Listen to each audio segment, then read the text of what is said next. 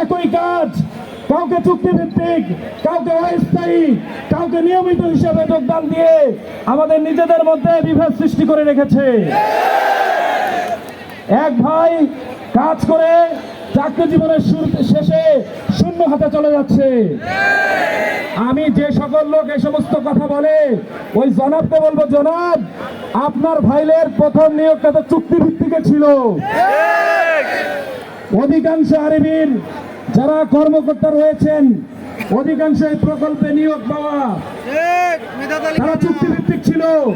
তারা যদি নিয়মিত হইতে পারে, অথচ আজকে বাংলাদেশে 2022 সালের পর থেকে আজকে প্রায় 3 বছর, এই জুন মাস আসলে প্রায় 3 বছর কোনো প্রকল্প নাই। এই 3 বছর আপনারা কি মশা মারছেন? প্রকল্পের প্রায় 1200 মানে 1200 যে কর্মকর্তা তাদের মাঠ পর্যায়ে, আমি তাদেরকে বলতে চাই এই 3 বছর আপনাদের যদি কাজের হিসাব চাওয়া হয় আপনারা আপনাদের কাজের হিসাব দিতে পারবেন না। বাংলার জনগণ যদি বলে মিয়া কাজ না করে বেতন নাও, এই বেতন তোমার বাপের টাকার না, এই মানুষের, এদেশের সাধারণ ছাত্র জনতা, কৃষক, শ্রমিক, ব্যবসায়ী, দিনমজুর তাদের রাজস্বের ঘামে ঝরানো টাকা।